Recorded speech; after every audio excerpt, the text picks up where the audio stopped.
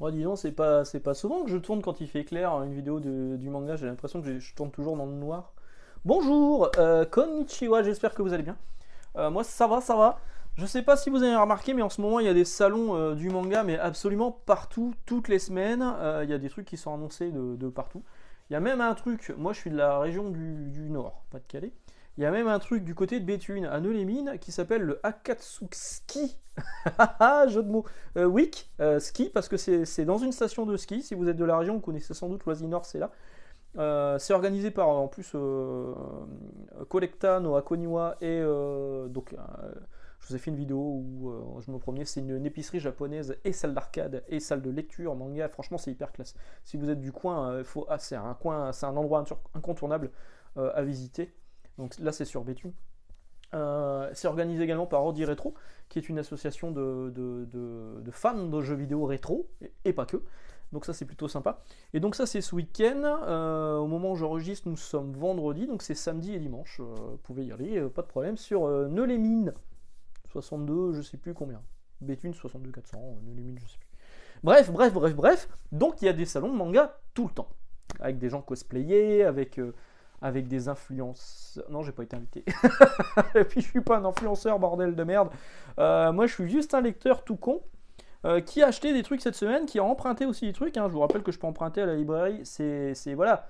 Ne vous scandalisez pas, quand vous vous posez votre cul dans le rayon pour lire, c'est exactement la même chose. Sauf que bah, là, du coup, je l'embarque et je le lis au chiottes. Non, je déconne.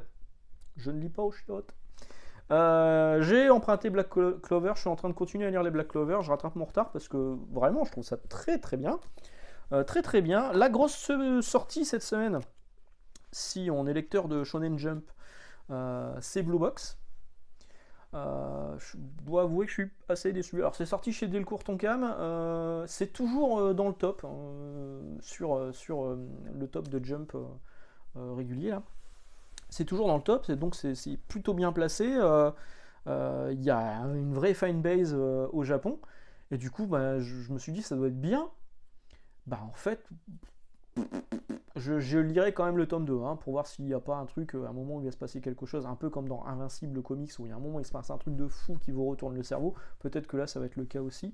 Donc, c'est l'histoire de ce monsieur qui est joueur de badminton. Alors, par contre, si vous êtes adepte de badminton et que vous cherchez un manga sur le badminton, bah, vous pouvez y aller. Hein. Même si on voit juste une page où il a une raquette dans la main, une page où il fait un coup. Bon, pour l'instant, le sport n'est pas tellement mis en avant, ce sera peut-être plus le cas par la suite. Donc lui, il est joueur de badminton. Elle est joueuse de basket et c'est la star de son équipe et la star de l'école. Donc lui est amoureux d'elle. Elle, par un malheureux concours de circonstances, va se retrouver à vivre chez lui. Comme ça tombe bien. Et lui, il y a une troisième personne qui est une gymnaste qui est amoureuse de lui et qui donc est un peu énervée que lui s'intéresse plutôt à elle. Bon, c'est l'histoire d'un triangle amoureux. Je peux comprendre que ça fonctionne, mais quand on a lu, beaucoup d'histoires de triangles amoureux, des Ice, des Video Girl Eye, des machins, qui est effectivement aussi dans le Shonen Jump. Alors Video Girl Eye, c'est un peu plus particulier vu qu'il y a de la science-fiction. Video Girl Eye, vraiment, je vous invite à lire. Hein. C'est très très bien. Donc Blue Box, pour l'instant, je trouve pas ça méga fou. Maintenant, chose plutôt sympathique, avec ce premier tome, vous avez un marque-page offert en forme de ballon de basket, un marque-page qui brille. Là, vous ne le voyez pas bien à la caméra, mais ça brille.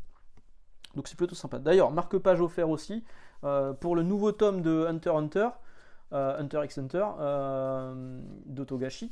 Il y a 4 ou 5 marque-pages qui sont offerts à l'achat du dernier tome. Je crois que c'est le tome 37, 36, 37. Qui en plus de ça a une couverture qui brille, hein, une couverture un peu métallisée, seulement sur le premier tirage. Donc si vous attendez trop longtemps, c'est comme pour One Piece 102, je crois que c'était sur le 102, vous avez fait ça.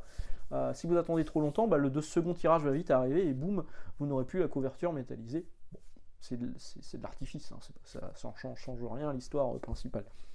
Il y a eu également un collector sur Tokyo Revengers 23, donc moi j'ai l'édition normale parce que l'édition collector c'est juste un coffret où vous avez ça et le deuxième guide caractère book, donc moi je m'en contrefous. Hein.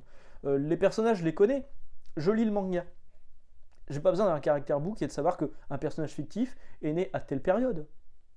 qu'est-ce que ça change dans ma vie de savoir qu'il est groupe B positif? Rien, il pourra pas me faire une transfusion sanguine. Bon, voilà. Donc moi, les caractères book, je m'en fous un peu. Mais il y a quand même, je crois que c'est des marque-pages en bonus avec le coffret, c'est toujours les marque-pages, hein, décidément, qui sont aléatoires. Attrapez-les tous, choper au moins 4 coffrets pour les avoir tous. Trop bien, trop bien. Donc moi, j'ai pris l'édition normale. Chez Glénat. Tokyo Revengers, c'est cool, on s'approche de la fin. A priori, sur les retours que j'avais vus sur ce dernier arc, parce que là c'est le dernier arc, je crois qu'il y a. Ça doit pas dépasser les 30 tomes, ou alors 31, 32, pas plus. Au Japon, j'ai dû revérifier avant, comme d'habitude. Donc ça doit pas dépasser la trentaine de tomes. Mais voilà, il y a le dernier arc, a priori, c'est pas le truc le plus fou du monde. Je pense qu'ils auraient dû arrêter, que l'auteur aurait dû arrêter juste avant, parce que je trouvais que la fin était parfaite. Mais il a voulu relancer un arc supplémentaire. Après, il a raison de surfer sur le succès, ça fonctionne. Voilà. Ça, c'est du Furio. Peur de dire une connerie. Il y a un autre titre qui est sorti du même genre là cette semaine. Hop là, où est-ce que je l'ai mis? Il est là. Donc Windbreaker, tome 1 et tome 2. Je crois que c'était la semaine dernière. Donc ça c'était l'épreuve non corrigée que les libraires avaient reçue en avance du tome 1. Donc j'avais lu le tome 1 un petit peu en avance. J'ai lu le tome 2. Ça reste bien. Ça reste bien. C'est pas complètement fou, c'est sûr. Mais franchement c'est de la bonne lecture. On n'est pas retourné par le scénario, mais c'est efficace. Le caractère, donc c'est un mec qui arrive dans une nouvelle école. Il veut devenir le caïd de cette école. Il sait que c'est une école qui a très mauvaise réputation parce qu'il n'y a que des loupards.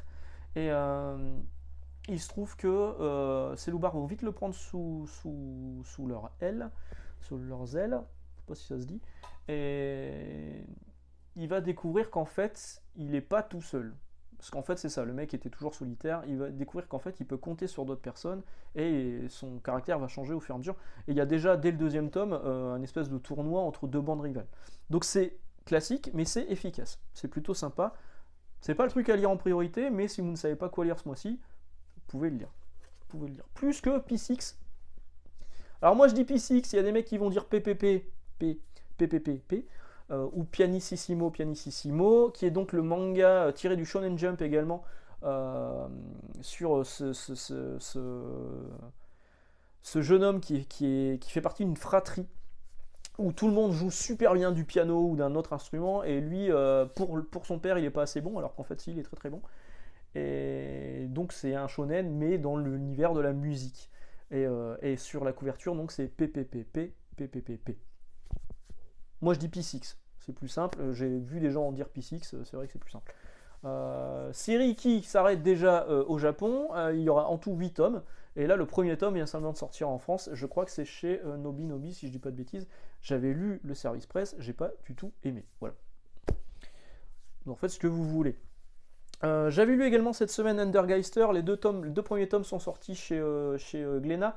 C'est à la base une publication numérique. Ça a eu suffisamment de succès au Japon pour en faire une version physique, version papier. C'est plutôt sympa. C'est un démon qui devient exorciste. Il y a beaucoup de boobs. C'est du seinen, il y a des boobs, pas flouté ni rien, on voit des boobs. Hein. Si vous êtes amateur de boobs, vous pouvez y aller. Il y a beaucoup de références au cinéma. D'ailleurs, le personnage s'appelle. En fait, il part au Japon. À la base, il était en Allemagne, il part au Japon. Et il décide de prendre un pseudo qui est Akira Kurosawa. Akira Kurosawa, donc vous devez sans doute connaître. De quoi je voulais vous parler aussi? Ouais, donc il y a Hokuto no Ken qui est sorti cette semaine, numéro 6. Donc là j'ai du retard de lecture, hein. J'ai 3 tomes à lire en retard. Je continue à les acheter parce que Hokuto no Ken c'est trop bien, même si c'est Crunchyroll. Il y a ça qui est sorti chez Mangetsu. Ça c'est cool. Mighty Movers. Alors Mighty Movers, je ne l'ai pas encore lu, c'est pour public averti. Quand on le regarde, ça a l'air hyper trash. Faudra que je vous en reparle parce que là j'ai pas encore eu le temps de le lire malheureusement. Qu'est-ce qu'ils disent? Un manga d'action survolté où les femmes n'hésitent pas à se salir les mains, à prendre les armes pour protéger celles qui doivent l'être. Le trait en tout cas il est très très beau, le design il est vraiment cool, je le lirai et je vous en reparlerai sans doute. Mighty Movers chez Mangetsu, également sorti chez Mangetsu, mais celui-ci il n'est pas encore dispo, ça sort bientôt c'est Bibliomania. Mon téléphone se met en PLS. C'est Bibliomania qui peut faire un peu penser à la collection Junji Ito ou à la collection Lovecraft chez Kiyun. Effectivement, c'est un beau livre. Franchement, la qualité d'édition, elle est top. C'est un beau livre. Vous remarquerez qu'il est dans le sens de lecture français. C'est pas un choix de l'éditeur français, c'est déjà comme ça au Japon. C'est un manga japonais en sens de lecture occidental. Et je le dis bien. Et donc ça reprend un peu le mythe de Alice au Pays des Merveilles, mais en version trash, what the fuck. Pareil, je l'ai pas encore lu. Il faut vraiment que je rattrape mon retard sur les lectures parce que c'est à la bourre. Mais ça, ouais, c'est. Enfin, de la couverture déjà, elle est top. Et donc au niveau de l'ambiance, c'est plutôt trashos, c'est plutôt à conseiller aux fans de l'univers Junji Ito et compagnie. Bibliomania.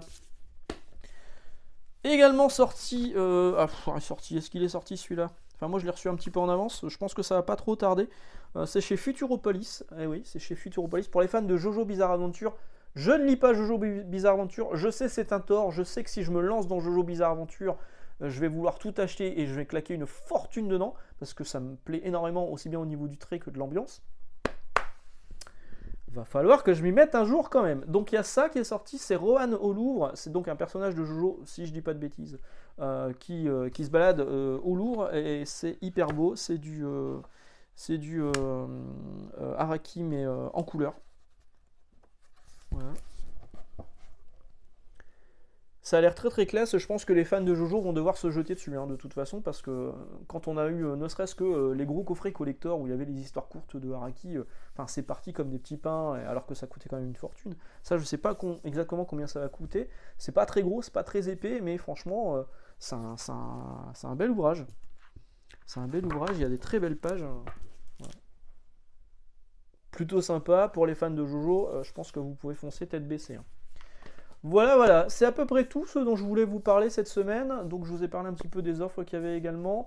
Il y a beaucoup d'offres également à venir. Il va y avoir des offres petit prix, un acheté un offert, ce genre de choses à venir par la suite selon certains éditeurs.